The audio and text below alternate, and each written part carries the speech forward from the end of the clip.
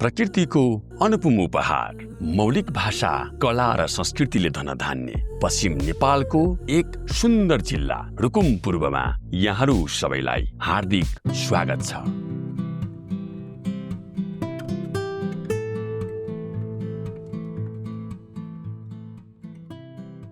लुम्बिनी प्रदेशको एकमात्र हिमाली जिल्ला, नेपालको एकमात्र शिकार आरक्ष्य ढोरपाटन शिकार आरक्ष्यको 60% भन्दा बढी भूगोल समेटिएको रुकुम पूर्वको बयान शब्दमा सायदै गर्न सकिएला, यहाँको सौन्दर्य दृश्यमा सायदै अटाउन सकिएला।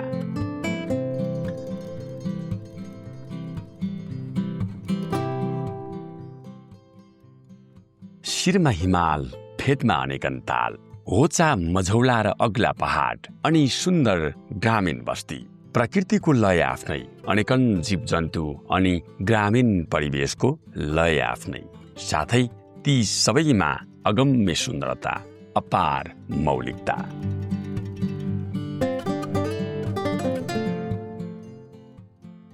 यहाँका सिर्जना भन्नु नै हिमाल पहाड, ताल तलैया, खोला नाला र झरनाको सम्मिश्रण।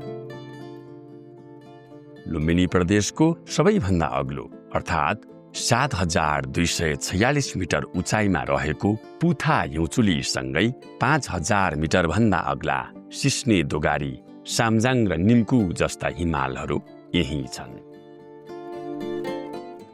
यिनै हिमालको काखैमा छन् कमलदह, गुप्तादह, नौदह, राक्षेदह र सुन्दह अनि रङ्गिन ताल, वार्मी पार्मी ताल र पुपाल ताल आदि।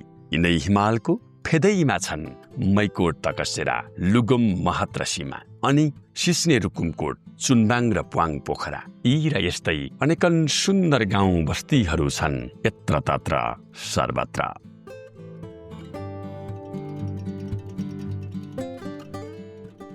तालमा कतै हिमालको मुहार देखिन्छ त कतै पहाडको फेरिदो दृश्य। रुकुमकोट स्थित कमलदहको त मोहनी नै बेग्लै, जहाँ बर्खायाममा कमल फुलेर लहलह झुल्छ।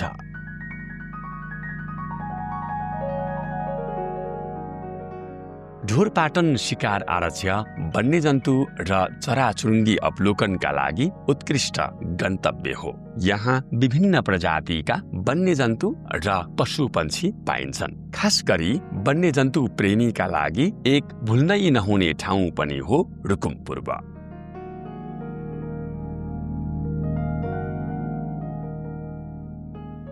रुकुम पूर्वमा विभिन्न जाति, भाषाभाषी र समुदायको बसोबास छ। यहाँको मुख्य भाषा मगरखाम हो। मगरखाम यहाँको अमूर्त सांस्कृतिक सम्पदा नै हो, सँगसँगै सामाजिक दृष्टिले साझा सम्पर्क सूत्र पनि। यहाँको सम्पदा र संस्कृति जोगाउने सरकारी प्रयासले पनि बिस्तारै आकार लिँदैछ। हामीले खास गरी भूमिमा एउटा प्रकृति पूजक, भूमि पूजकहरूको संस्कारलाई त्यसलाई संरक्षण गर्ने र पुस्तान्तरण गर्ने कुरामा चाहिँ हामी प्रत्येक वर्ष महोत्सव प्रतिस्पर्धा बनाएर यसलाई चाहिँ प्रचार गर्ने र पुस्तान्तरण गर्ने चाहिँ काम हामीले चाहिँ गरिरहेछौँ भने सिस्ने गाउँपालिकामा पनि आफ्नै किसिमको चाहिँ मौलिकता छ, जस्तो पैसेरू, डिग्रे यस्ता। यसलाई चाहिँ बेला बखत चाहिँ उहाँहरूले बाहिर चाहिँ मञ्च दिएर, एउटा प्लेटफर्म दिएर त्यसलाई प्रतिस्पर्धामा उतारेको देखिन्छ भने पुठामा चाहिँ सेम भूमिकै जस्तै जस्तै कल्चरहरू चाहिँ संस्कृतिहरू देखिन्छन्। उहाँहरूले चाहिँ सरकारी तौरबाट स्थानीय सरकारले यसलाई विभिन्न समयमा बजेट विनियोजन गरेर प्रोग्रामहरू राखेर यसलाई प्रवर्धन गर्ने र यसलाई चाहिँ व्यवस्थित गर्ने अनि पुस्तान्तरण गर्ने काम गरेको अहिले चाहिँ त्यस्तो किसिमको चाहिँ छ। रुकुम पूर्वका परम्परागत लोकगीत, नृत्य, वेशभूषा र चाड पर्वले यहाँको सांस्कृतिक विविधतालाई प्रतिबिम्बित गर्दछ। विशेष गरी मगर समुदायको भूमे नाच यहाँको प्रसिद्ध सांस्कृतिक सम्पदा हो। लस्के, फाँक, नानीला, यानी माया, सिङ्गारू र बनगारी गीतको झन्कार बेग्लै। भूमे डिग्री, नचारू, सारङ्गे र मयूर नाचको चाल पनि बेग्लै। भूमे होस् या पैसेरू, मौलिक बाजाको तालमा लहरै लागि कम्मर मर्काउन पनि रुकुमसम्म त पुग्नै पर्छ।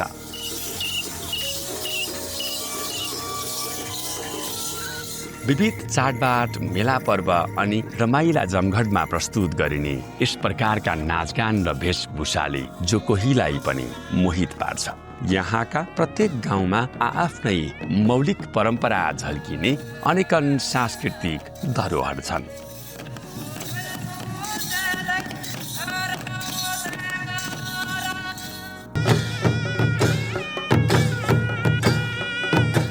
रीति संस्कृति फरक, भाषा भूगोल फरक, तर आपसी मित्रता र सम्बन्ध सधैँ गाढा र लोभ लाग्दो। यहाँको प्रेमिल र मजबुत सम्बन्धले आपसी सहिष्णुता झन झन झाङ्गिएको छ।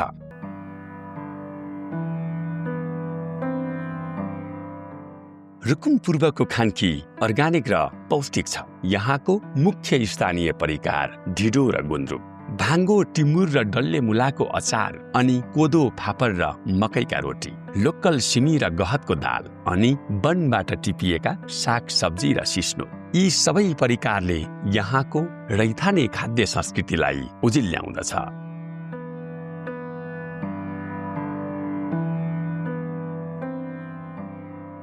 संघीयता संस्थागत भएपछि साबिक रुकुम जिल्ला टुक्रिएर बनेको रुकुम पूर्वलाई प्रायले कान्छो जिल्ला भन्ने गरेको भए पनि यहाँको सुन्दरता र विशिष्टतासँग अन्तरङ्ग भएपछि भने कान्छो जिल्ला झैँ लाग्दैन, किनकि यहाँ त संसारले आँखा लगाउने धेरै चिजहरू छन्।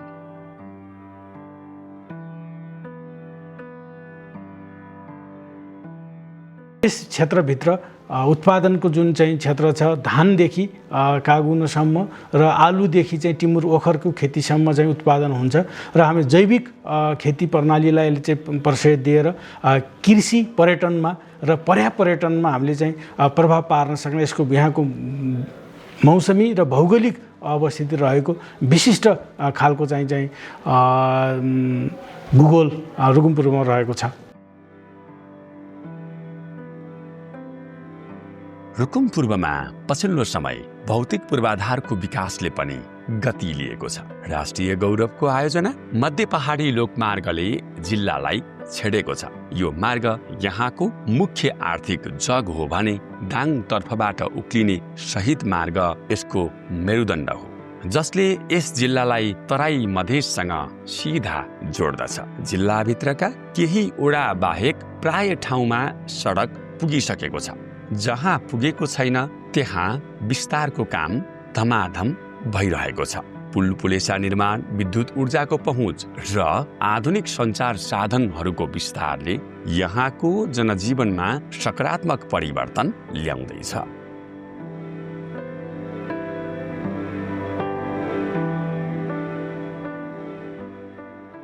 पूर्वतर्फ बागलुङ र म्याग्दी, पश्चिमतर्फ रुकुम पश्चिम, उत्तरमा डोल्पा र दक्षिणमा रोल्पा जिल्ला अनि यी सबैको मियोका रूपमा रहेको रुकुम पूर्व विशिष्ट सामर्थ्य सहितको भौगोलिक इलाका भएको एक हिमाली जिल्ला हो।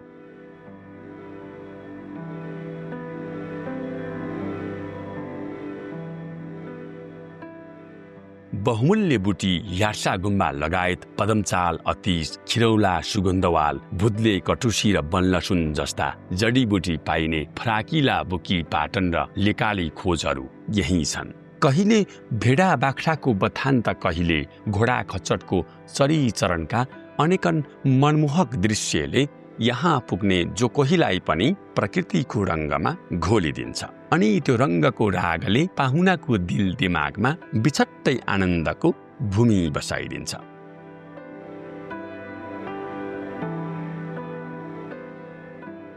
कृषि रुकुम पूर्वको अर्थतन्त्रको मुख्य आधार हो। यहाँको परम्परागत खेती प्रणालीलाई आधुनिकीकरण गर्ने कोसिस पनि भइरहेको छ।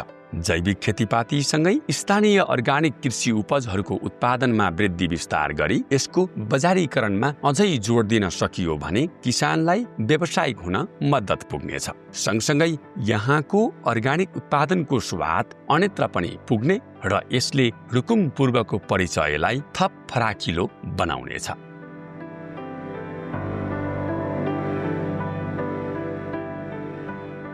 रुकुम पूर्वमा आन्तरिक तथा बाह्य पर्यटकको आगमन पनि पछिल्लो समय बढ्दै गएको छ।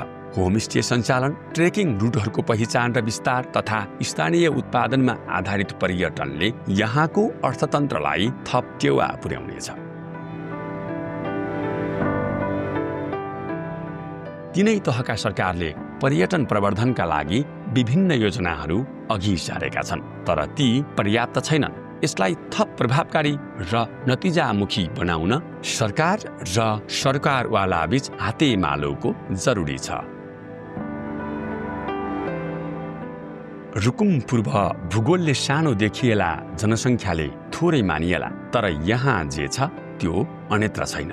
सहर बजारको कोलाहलबाट पाइला सारेर प्रकृतिको मजा लिन चाहनेका लागि यो भेग सबैभन्दा उत्तम विकल्प हुन सक्छ।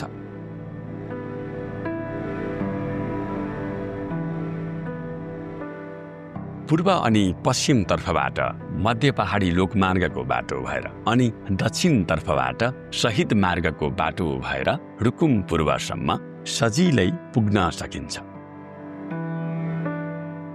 विभिन्न परिवर्तनकामी आन्दोलनसँगै 10 वर्षे सशस्त्र सङ्घर्षका दौरानमा सशक्त भूमिका निर्वाह गरेको रुकुम पूर्व घुमफिरका लागि यहाँहरू सबैलाई हार्दिक आमन्त्रण, सुस्वागतम। जय होस्।